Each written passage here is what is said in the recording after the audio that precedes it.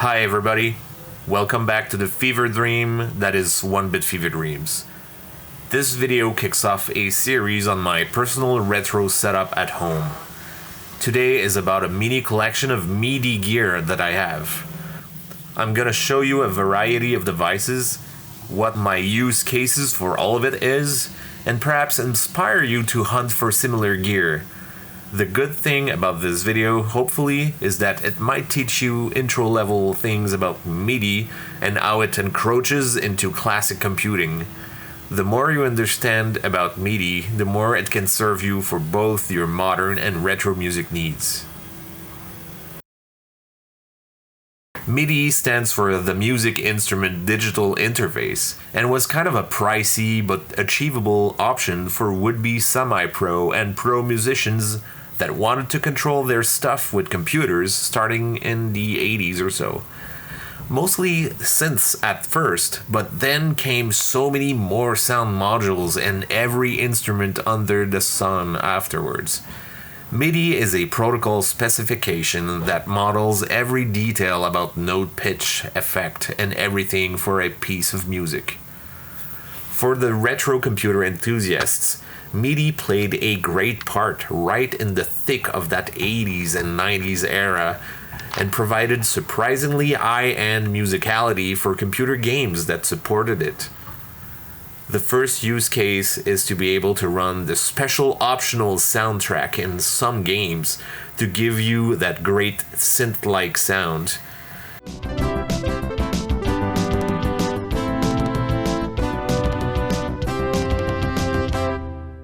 Midi played with a dedicated hardware sound module or just plain keyboard synth will sound way better than the beeps and boops of early 80s computer sound chips, if your goal is to try to get close to imitate real music instruments. This is not a knock on the beeps and boops of those computers, don't get me wrong. I am also nostalgic for those, but realistic, they are factually not. They're their own little universe. The most recognizable computer game company that took the lead about Midi is of course Sierra Online. In 1987, they aggressively pushed a Midi-like soundtrack for their fourth entry of the King's Quest series, soon followed with Space Quest 3. It used the well-known Roland MT-32, which was incredibly out of purchase range for tons of computer gamer kids, myself included. There's a video of SQ3 on my channel where it's running on my Mac Plus, connected to a Roland MT-32. Both video and audio are captured directly from hardware, using a RGBtoHDMI for video and a simple 3.5mm cable into a line-in for the audio.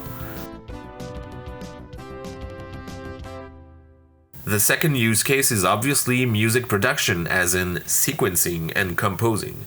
You usually paired a keyboard-shaped MIDI controller with a sound module connected to your computer and ran a software like Cubase or Finale, which still exists today. Sometimes the controller and the sound-producing device were both parts of the same object. The third use case is just to play back the vast troves of MIDI file compositions that's been produced close to 4 decades by this point. The Midi format is naturally compact, since it's simply a list of short instructions on note generation, instrument choice, and effects. It isn't an actual high-fidelity sound wave sampling of a recording, which is many orders of magnitude larger, even accounting for compression. It was the obvious and only choice for transferring large quantities of pieces of music, especially in the time period where floppy disks were the norm and hard disks were expensive and cramped for size. Now, it's very possible that you may have experienced MIDI music in an unflattering way.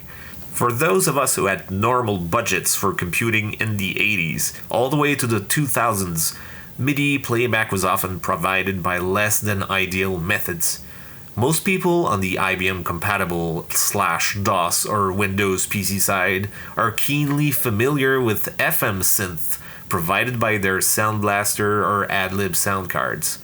This was a cheap alternative to getting music out of MIDI files, but it involved crude approximations of the instruments through additive synthesis rather than more accurate instrument samples. When playing the very same MIDI file through one of these sound cards, you could hear something like this.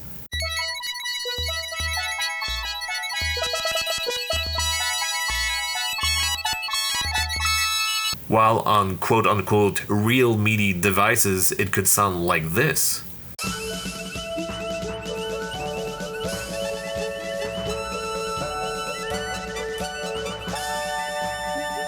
This is about how even the earliest Mac could deal with real MIDI signals using programs like Mastertracks Pro or Cubase.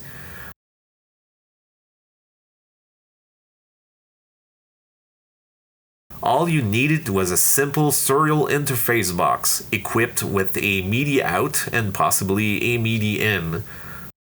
Connect your Mac from its modem or printer port to here. Connect your external MIDI device with an out port and you're done if you just want playback. If you want to play notes, link your music keyboard's MIDI out to the interface's MIDI in. And congratulations, you can now go on and be a music producer on your vintage Mac. To transform those MIDI signals into sound you can actually hear, I use one of several MIDI modules. First off, the classic Roland MT-32 multi-timbre sound module, which I purchased for 200 Canadian dollars back in 2020 from a Facebook marketplace ad as the retro collection was ramping up very quickly during the summer of that year. Though the price is steep for what it does, I have no regrets. I've wanted one forever, and the price still holds to about that level even today.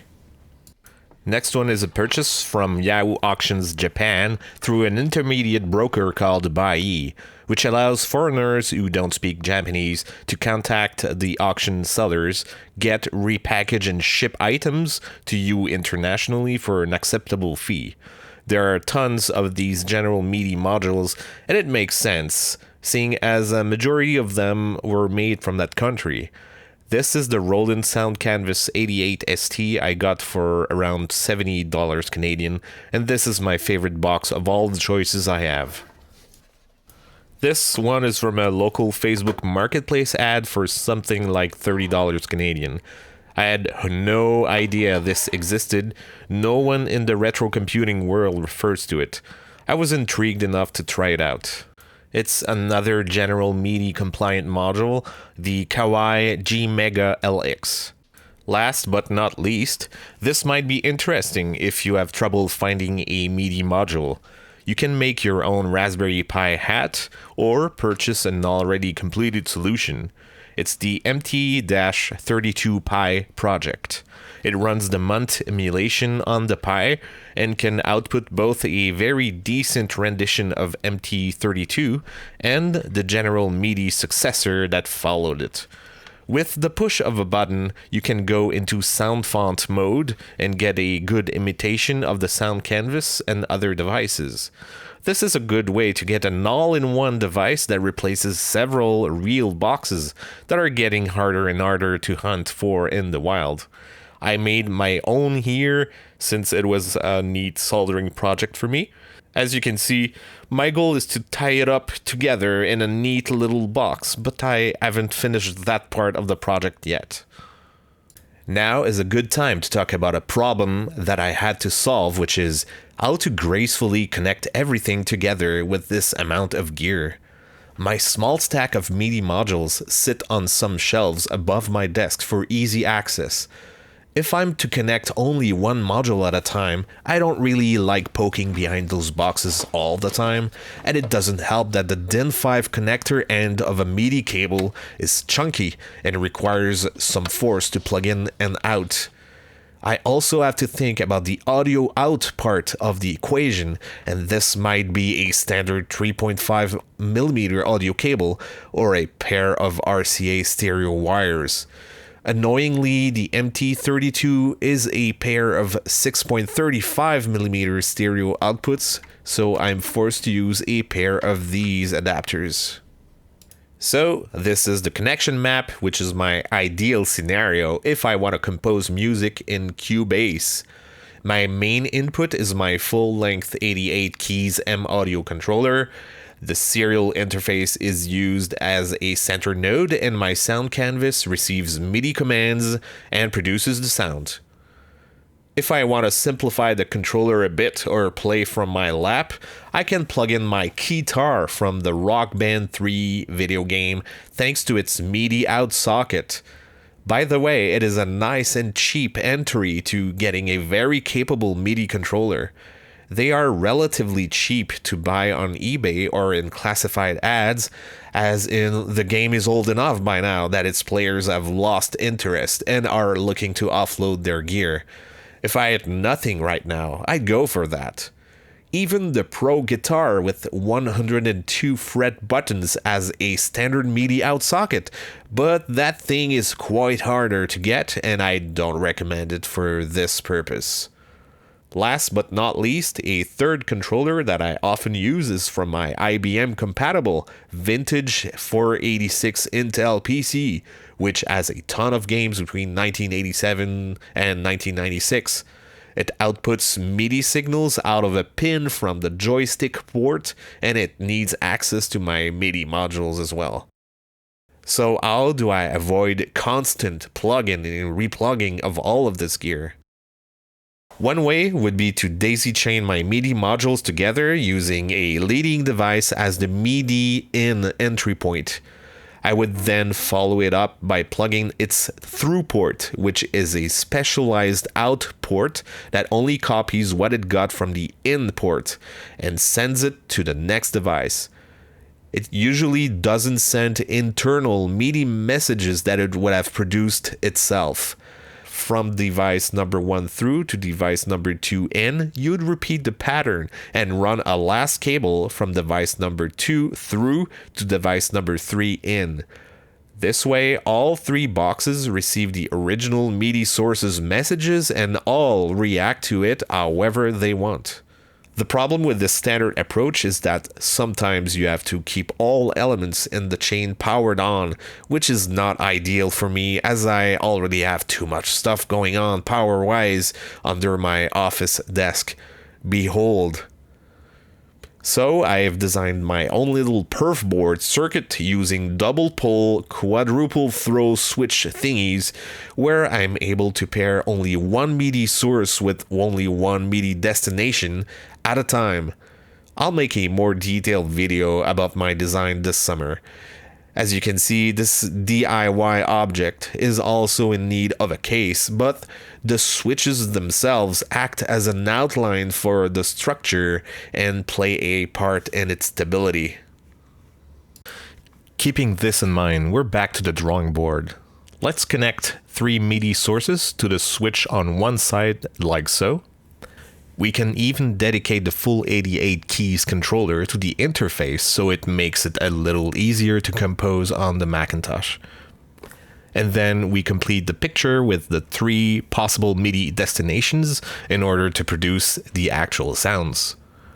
From this point, I use the switches to decide which blue line I'm going to use as an input and which red line I'm going to use as an output. For example, if I want to produce music under Cubase, I'd select these lines as the active ones using my 2 switches. To improve the clarity of my diagram, I remove the other cable drawings, but they're still plugged in physically. If I wanted to play Space Quest 3 as intended, I'd select the Mac as the input and the MT-32 as the output. Another interesting usage is to just play music without involving a computer at all. The Midi protocol is perfectly happy existing outside of a computer acting as a controller. This is great if you have kids and they just want to goof around, again making the Rock Band 3 keytar ideal for this situation. The last detail to figure out was using this simple passive audio mixer, meaning no amplification, which can take up to 4 standard audio cable inputs and produces a single audio cable output, which I bring to my appropriately chosen pair of Roland MA8 speakers. This set can amplify just fine, so using a passive mixer is no big deal at all. So I hope you liked this tour of my Midi setup solution. I plan to do more videos about my capture of vintage video and the struggles I went through for everything related to audio as well. Stay tuned for those.